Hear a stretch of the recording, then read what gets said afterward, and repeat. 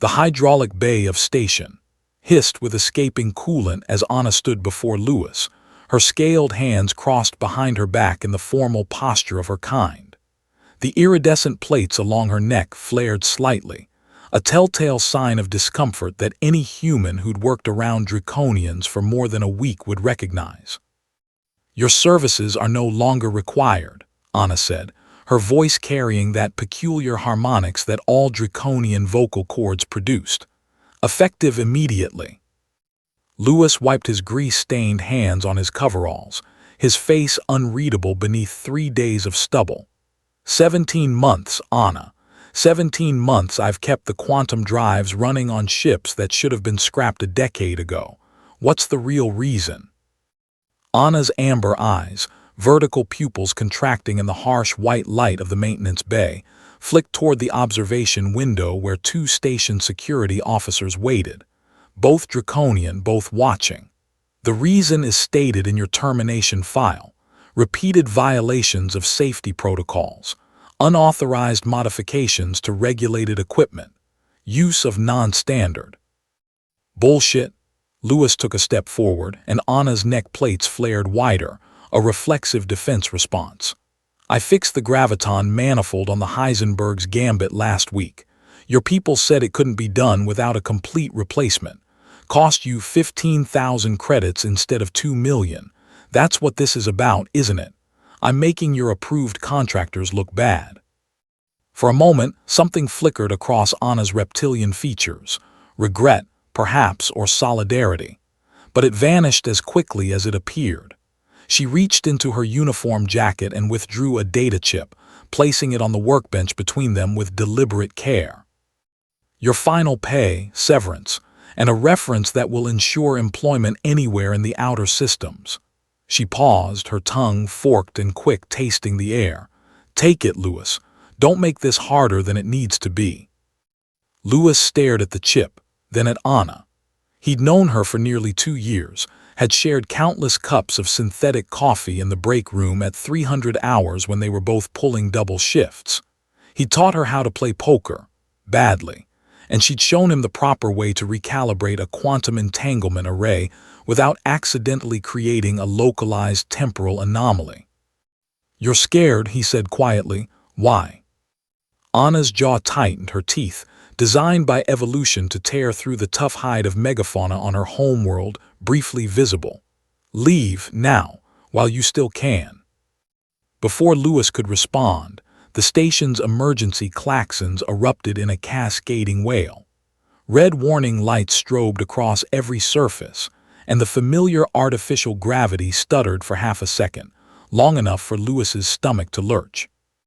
Anna's head snapped toward the nearest comm panel as a voice crackled through. "All personnel, unknown vessel emerging from quantum fold at Vector 973. Configuration unknown, transmitting on all frequencies. Message begins. Calling designate Jaraketh. Calling designate Jaraketh. The conclave remembers. The debt comes due." Message repeats. The color, what little there was in Draconian physiology, drained from Anna's face. Her neck plates didn't just flare. They locked into a rigid defensive array that Lewis had only seen once before, when a cargo container's magnetic restraints had failed and nearly crushed her. "Jaraketh," Lewis repeated slowly. "That's not in any of the standard Draconian naming conventions I know." Anna stood frozen, her breathing rapid and shallow. Through the observation window, the security officers were speaking urgently into their comm units, clearly receiving orders. On the main display that dominated the bay's far wall, tactical data was already populating. A vessel, massive, its configuration unlike anything in the current database. Sleek where most ships were utilitarian, covered in what appeared to be bioorganic plating that shifted and moved like living tissue. "How do they know that name?" Anna whispered, more to herself than to Lewis. "How could they possibly?" The comm crackled again. "Station Kepler 442, this is Conclave Seeker Ship Endless Pursuit. We have confirmed location of exile designate Jaraketh, currently operating under false designation. Prepare for extraction team.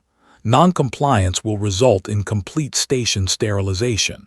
You have 1 standard hour." Lewis watched as Anna's hands began to shake. In all his time working with her through reactor meltdowns and hull breaches, he'd never seen her show fear. Anger, yes. Frustration, certainly. But never this primal, paralyzing terror. "Anna," he said carefully, "or Jarekith, or whoever you really are, talk to me. What the hell is happening?" She turned to him, and for the first time since he'd known her, her expression was completely open. No bureaucratic mask, no professional distance, just raw, desperate honesty. "My real name is Jarekith of the Third Nesting," she said, her voice breaking slightly. 43 years ago, I was a genetic architect in the Draconian Conclave's Evolutionary Advancement Program. We were tasked with improving our species, making us stronger, more adaptable, better suited for the expanding territories we were claiming.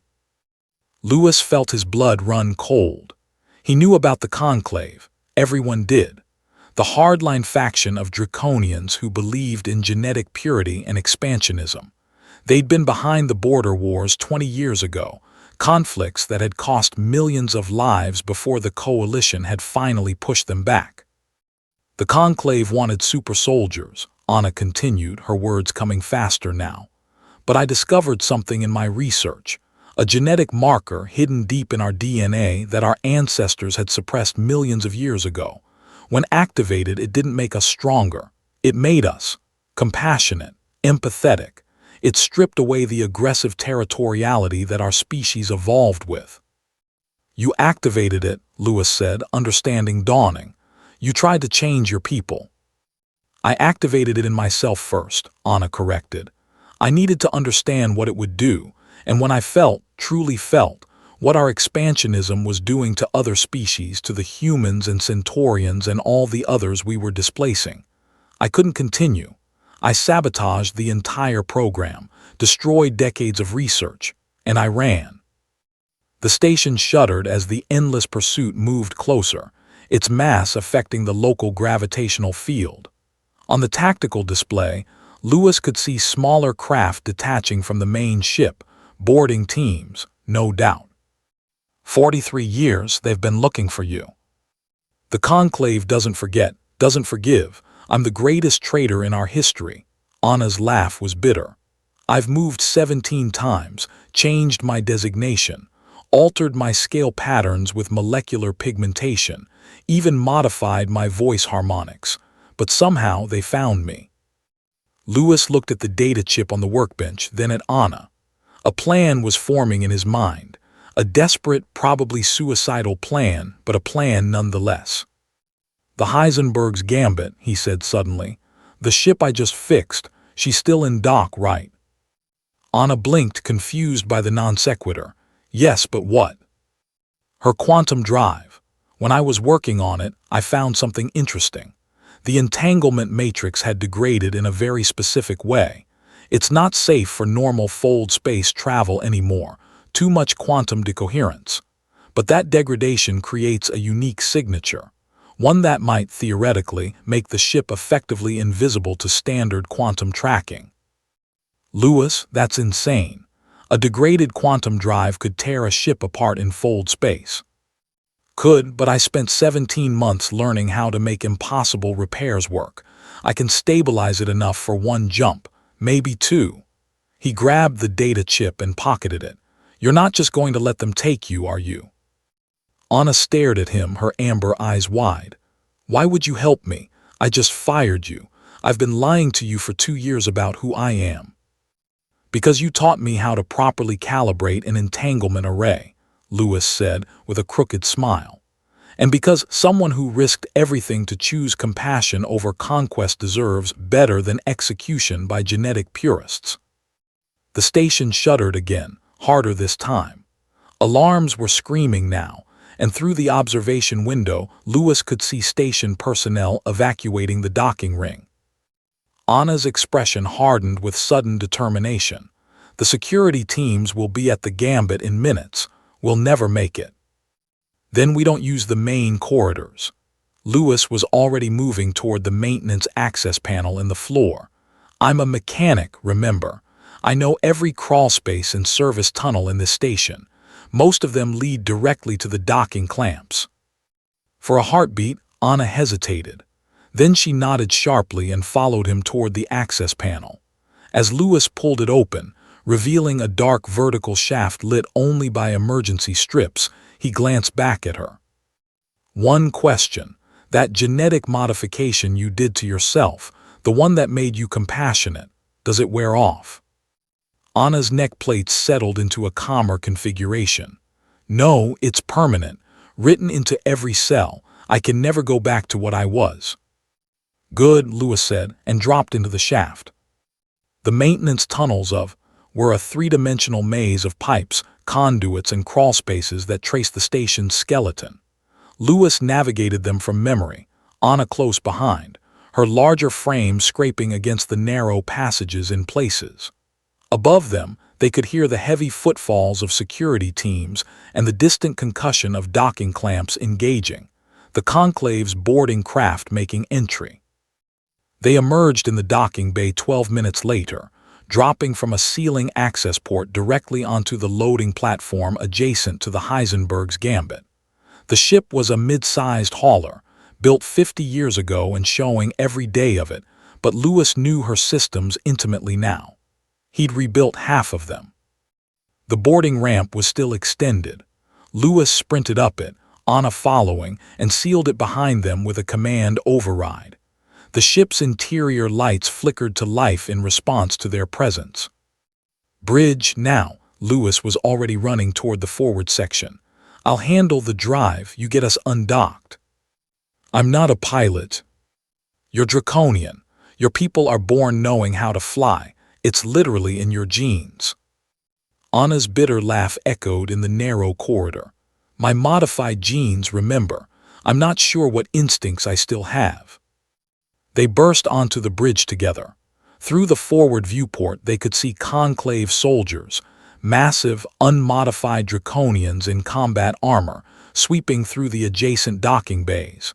They had maybe 2 minutes. Lewis threw himself at the engineering console while Anna took the pilot's station. Her hands moved over the controls with a hesitation that spoke of instinct fighting against uncertainty. The docking clamps released with a heavy clunk. Drive status, Anna called out.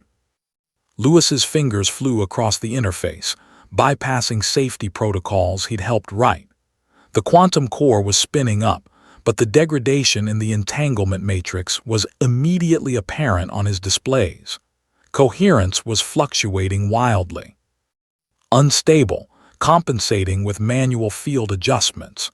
He was literally rewriting the drive's operating parameters in real time, using principles that most engineers would say violated basic physics.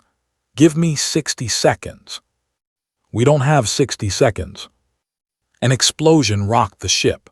Through the viewport, Lewis could see the docking bay's main entrance buckle inward. The conclave boarding team had breached the bay. 40 seconds, Lewis amended, his hands moving faster. Anna's neck plates were fully extended now, her body responding to the threat even as her modified mind sought non-violent solutions. She initiated the maneuvering thrusters, pulling the Gambit away from the docking platform. More explosions, weapons fire, tracking toward them. Lewis. 10 seconds. Point us at open space. Any vector away from the station and that damn seeker ship. Anna's hand steadied on the controls. Whatever genetic instincts had survived her modification were asserting themselves. She angled the Gambit toward the black, orienting the bow away from both, and the massive bioorganic vessel that hung in space like a predator. Drive ready, Lewis announced, engaging in 3, 2. The Heisenberg's Gambit's quantum drive activated with a sound like reality tearing. The degraded entanglement matrix created a fold space bubble that was less stable than it should have been, less precise, but exactly invisible enough to quantum sensors looking for standard drive signatures. Space twisted, the universe folded. And they were gone. Inside the quantum fold, time became relative. The ship existed in all places and no place simultaneously, traveling along probabilistic pathways rather than Einsteinian ones. It would have been peaceful except for the constant alarms screaming about drive instability. Lewis worked frantically at his console, making microsecond adjustments to keep the quantum bubble from collapsing. Beside him, Anna sat rigid at the pilot's station, her eyes fixed on displays showing nothing but the mathematical abstractions of fold space.